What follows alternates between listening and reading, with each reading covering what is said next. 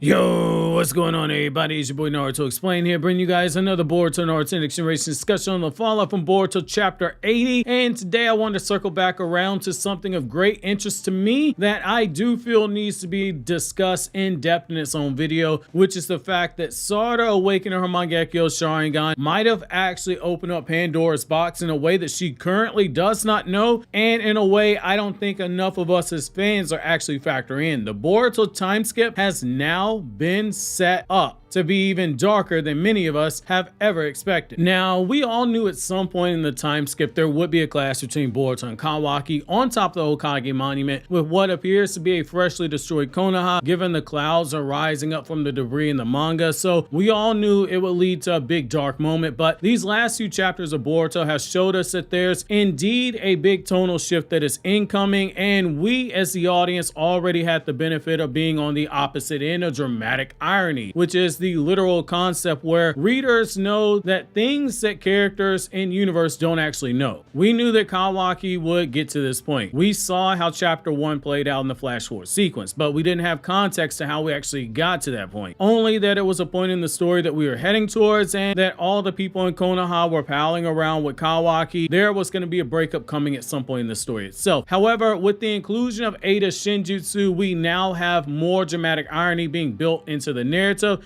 because we know what Momoshiki stated, which is that those who are immune to the shinjutsu are the ones who will suffer the most. Boruto knows that information because Momoshiki told it to him, and we've seen this be the case with Ada, the caster of the shinjutsu, suffering in a way to where she can't find true love or companionship despite how badly she actually wants it. Almost like a monkey paw type of a situation, which is a video in of itself, but that's where it stops. Boruto never passed this information on to Ada, outside of telling her like, hey, you're the reason why people feel the way they do towards you, which means that Sarada doesn't know that the suffering she's about to endure is all due to the fact that she herself is immune to the shinjutsu. This is a very poetic way of bringing Sarada all the way back to 2015, where Masashi Kishimoto made her the main character of Naruto Gaiden, and it was our first extensive look at Sarada's character, whereas we previously saw her as a younger child at the academy where she stalked Boruto and was watching him from afar and complaining to her mother that Boruto was being weird before smiling and saying that she and Boruto were a lot alike. And in Naruto Gaiden, we were given a first full look at her personality, and we saw the character get fleshed out. At the center of that entire plot was a story about the Uchiha family and coming to grips with decisions made by the father and husband, and the impact that those decisions made in the distant past when Sasuke was a rogue ninja, to the near past where Konoha is a place that Sasuke left in order to search for the Otsutsuki ruins, all while Sarada was a toddler, to the present day where we see the seeds of miscommunication and dysfunction amongst the Uchiha clan family. Sarada for a decent amount of time was at odds with her mother, believing that she wasn't actually her mother, and because the plot dragged on for so long, we still 8 years later have these low IQ hot takes that Sarada is actually Karin's daughter and not actually Sakura's daughter. However, we saw how love and communication were the things that eventually brought the Uchiha family back together and on solid ground. It's why it was so poetic in the manga when we saw Sarada showing she learned the lesson of one of the narratives of Naruto Gaiden by communicating with Sasuke and trying to speak reason into his mind by telling him that he was being deceived. It was a subtle mirroring of Naruto Gaiden, one of my favorite portions of the Naruto story itself, with small tweaks being made to it. Sarada wasn't able to effectively communicate with her father when she was 11 years old and when she met him during that time. The lack of proper communication led to Sasuke drawing his sword at the sight of her sharingan, and it wasn't until she called him Papa that he realized who she actually was and what it is she was trying to say. In the manga, she awakened her mangekyou sharingan while trying to communicate to him, as emotional as she was when Sasuke nearly killed her. Sarada in turn was able to make her father see reason, and she was able to at least grab his attention long enough that he trusted her, and he promptly saved Boruto as a result. However, this is what leads us to our problem and how it's continuing to circle back to Naruto Gaiden, in my opinion. The Sasuke aspect, that's been addressed, but now we have to look at Sarada's relationship with Sakura and the other parts, i.e. the decisions made in the past, in particular the recent past, that are going to have an impact on the Uchiha household. Right now, Sarada is going to have eyes on her. She stopped Mitsuki from killing Boruto, something that will be made known. She was the one who told Sasuke to save Boruto, even when nobody saw her, given that there are sensors in the area this, someone likely sent Sasuke and Sarada's chakra in the same location, which is just before Sasuke saved Boruto. She's going to take some blame, if for no other reason than being the daughter of Sasuke, a former criminal on lifetime probation who helped the killer of the 7th Hokage escape. That's going to extend to Sakura, who will have suspicion cast onto her because that's her husband. She's either going to be casted with suspicion or she's going to find herself very conflicted because Naruto is her teammate and they went through hell to save Sasuke from the darkness, and by all indications, based on him saving Boruto, the murderer of the man who played a key role in saving Sasuke, Sakura's husband and Sarada's father. That's going to be a mess for Sakura's character. In Naruto Gaiden, she and Sarada were able to patch things up as they communicated their feelings, but one has to wonder now, due to the shinjutsu and the clause that those who are immune will suffer, will this still be the case with Sakura and Sarada? On one hand, if Sarada's words fall flat when she tries to tell Sakura that she told Sasuke to save Boruto because everyone is being deceived, it put a strain on their relationship because Sakura would have had a right in her mind to blame her daughter for her husband going missing as a rogue ninja for the second time in his life. On the other hand,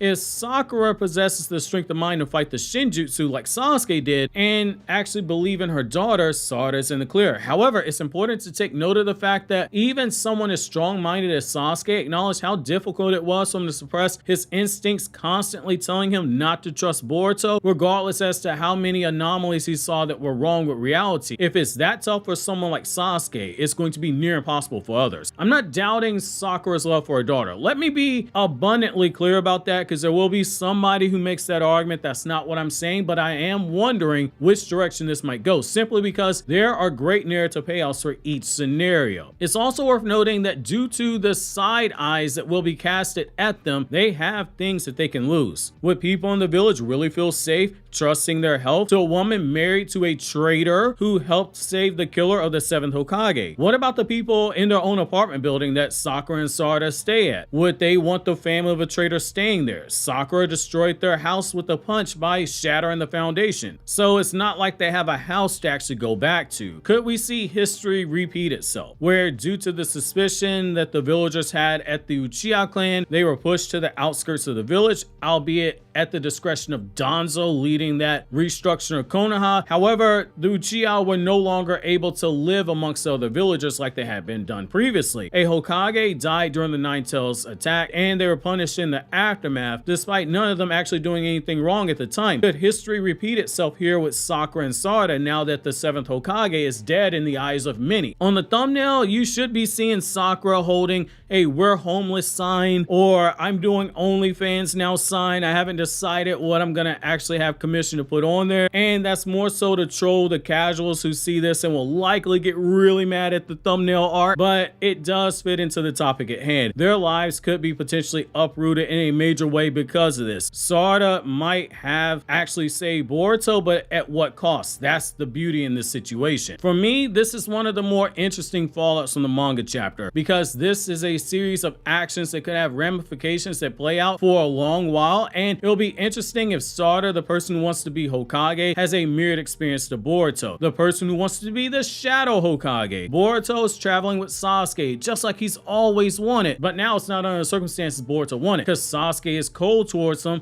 due to the shinjutsu's effect. He's constantly looking to poke holes in Boruto being Naruto's son, all while still trying to find a reason to believe in Sarada's words and request that he actually save Boruto. Think about it for a second. Sasuke previously never would have told Boruto something such as, "If you're truly Naruto's son." It wouldn't have even been a question or even in dispute, but now it actually is. Could Sarada be in a similar situation where her own mother doesn't believe her and makes their relationship strained? That could be part of her suffering, and to see the two of them overcome it as they each walk the path of becoming who they want to be in the future. Hokage for Sarada and Shadow Hokage for Boruto. It could make for a very interesting read going into the future itself. itself. It's something that would even give the fine folks over at Studio Pierrot what they've always wanted when it comes to Sakura, a literal canon reason to have Sakura be called a bad mother, which is an anime only line when she said that, and it was never stated in Naruto Gaiden. The same with Sakura wondering who'd she actually say between Naruto and Sasuke, or Sakura taking pleasure in Naruto struggling during the written exam of the Chunin exams, when in the manga it was the exact opposite for each of these different scenarios outlined. Studio Pierrot would likely take the chance to make her the mom from hell if the manga does take this approach. However, I'm curious to know how you guys believe Sarada and Sakura will be impacted by the shinjutsu. Do you actually think that Sakura can resist the effects of the shinjutsu like Sasuke did? And do you believe that Sakura will believe her daughter? While you think that over, click here to watch my every Hashira origin story video over on KRYPTONIAN SAIYAN.